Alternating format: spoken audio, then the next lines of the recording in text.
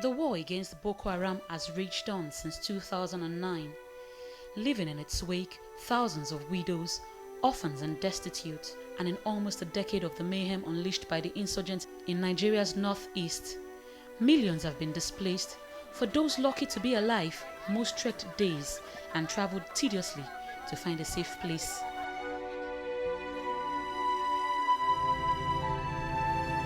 Yola houses 4 major IDP camps, and most of the IDPs have come from across many of the affected states to settle here.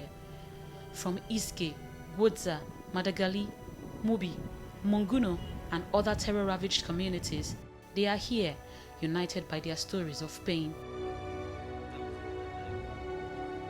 30-year-old Asana sold bean cakes, popularly known as kose, in her native town of Isge, close to Gwodza in Borno State before the attacks. The mother of 8 remembers a life of happiness before Boko Haram shattered her peace. Asana was pregnant with her 8th child when Boko Haram invaded her village. She and her family trekked miles, spending days in bushes as they sought safety. That was until her husband was captured, having been identified as an hunter. She's not seen him since and doesn't know what became of him. It's been 2 years and she now lives in the IDP camp in Damarie, learning to cope with being a mother and father to 8 children. We were just living peacefully in our community, and the next thing, we saw fleets of aircraft hovering and we started running for our lives. Along the bush paths, we met with Boko Haram insurgents. I lost my husband. We were together with him in the Boko Haram camp where we spent 15 days. Someone identified him as an hunter, then they captured him and took him away. Since then, I have heard no news. I don't know if he is dead or alive. When I asked Asana to make a wish for tomorrow, she says she only wishes she can get enough to feed her children. Most importantly, I wish for food. Taking care of these children is not easy. I only wish I can get food to feed them. A report by the International Rescue Committee says more displaced persons are living in host communities in Yola than those living in the IDP camps. 16-year-old Naomi John is one of them. She recalls with pain her family's escape from Madagali and the agony of witnessing the death of her brother. I have seen Boko Haram with my eyes because the first time they come to our village, it is around 7 o'clock.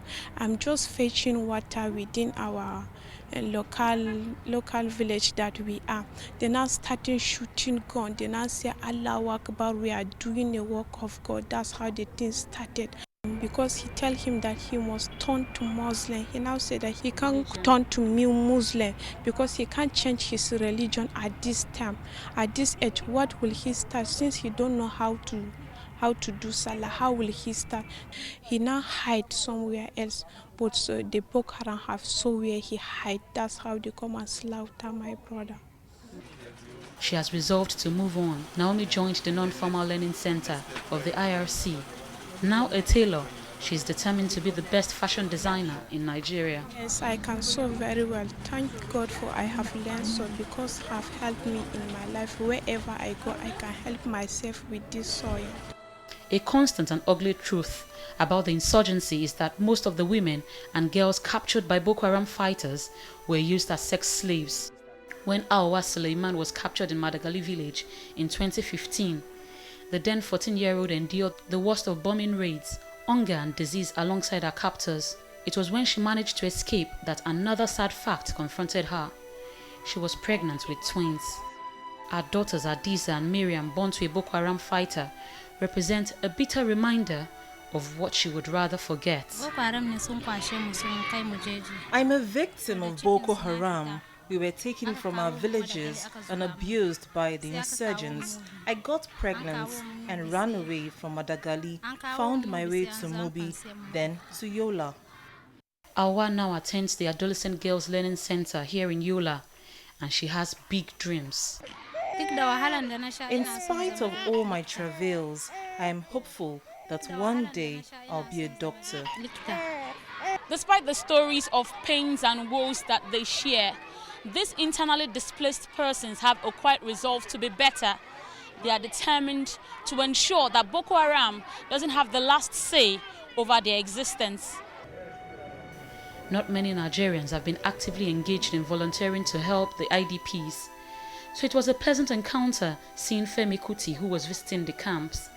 He is touched by these victims' resolve to hope against hope. Imagine giving them the opportunity. Maybe one or two of them will become great musicians. But if you don't provide the facilities for them, then they become Boko Haram. They become thugs. They become robbers. They become envious of anybody that is wealthy. They become the terror of society. Not enough attention has been given to victims of terror attacks in Nigeria's northeast. Much of what is seen is by international aid organizations. Sarah Indukumana and volunteers of the International Rescue Committee believe more attention should be given to these victims.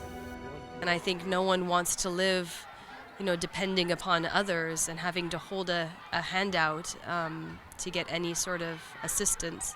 So I think they're just very tired and they want to stand on their own 2 feet again. But they need a bit more support to be able to do that. They have the right to say that they want to become doctors, lawyers, or whatsoever you think that is very good for them and for the country as a whole. So it's like with them having that hope, I think it is really good. And that is what we are really working towards. We don't want them to lose hope. We don't want them to think that everything is lost. As the war against terror rages, one would only hope that the Nigerian government builds structures that will make the dream of every one of these internally displaced persons a reality. Lijadu, TVC News, Yola.